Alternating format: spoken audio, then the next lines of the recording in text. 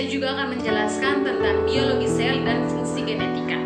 Biologi sel atau sitologi adalah ilmu yang mempelajari sel, salah satu dari cabang-cabang sel. Hal yang dipelajari dalam biologi sel mencakup sifat-sifat fisiologi sel, seperti struktur dan organel yang terdapat dalam sel, lingkungan dan interaksi sel, daur hidup sel, pembelahan sel, dan fungsi sel atau fisiologi, hingga kematian sel. Hal-hal tersebut dipelajari baik pada skala mikroskopik maupun skala molekuler.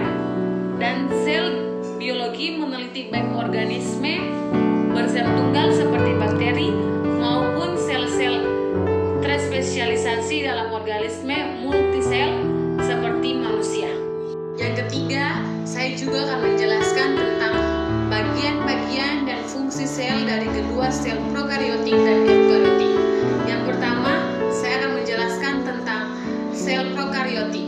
Di samping saya sudah terdapat gambar sel prokariotik. Saya akan menjelaskan satu persatu dari bagian-bagian tersebut. Yang pertama, membran plasma. Apa itu membran plasma?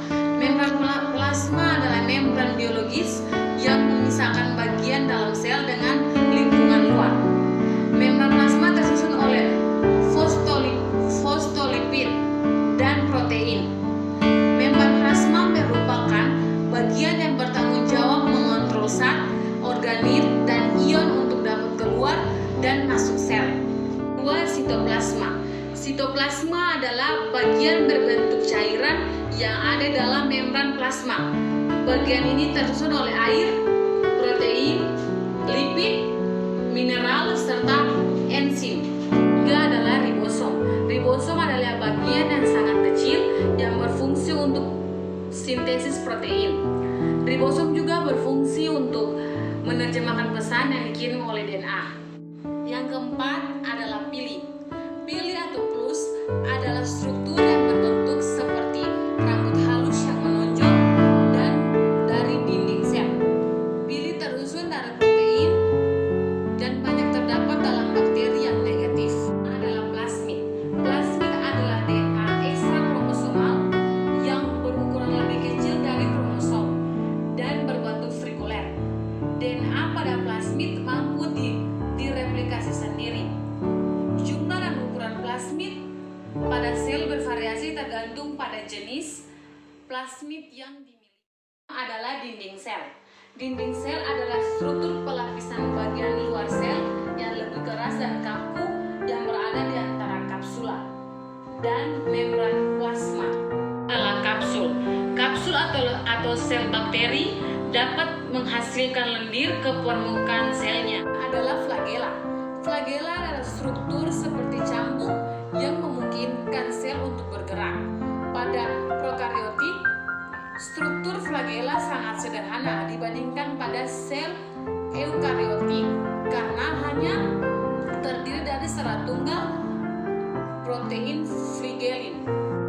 Yang kesembilan adalah nukleus. Nukleus adalah wilayah yang sangat tipis, transparan, dan berisi DNA primer. Nukleus merupakan pusat utama transkripsi dan replikasi DNA. Saya juga akan menjelaskan tentang sel eukariotik. Di samping saya sudah terdapat gambar dari sel tersebut. Saya akan menjelaskan tentang bagian-bagian dan fungsi dari sel eukariotik. Yang pertama, membran plasma. Membran plasma terbagi menjadi dua, yaitu molekul lemak. Molekul lemak atau dua lapis terdapat di bagian tengah membran. Yang kedua, protein.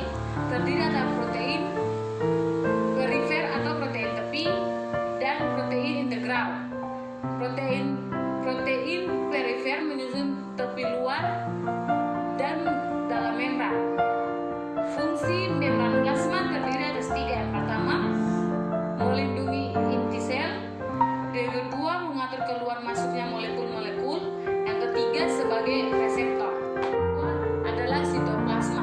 Sitoplasma adalah cairan yang berada dalam sel. Fungsi sitoplasma terbagi menjadi dua, yaitu tempat penyimpanan bahan-bahan kimia dan yang kedua tempat terjadinya pembongkaran pada penyusunan zat-zat melalui reaksi-reaksi kimia. nukleus.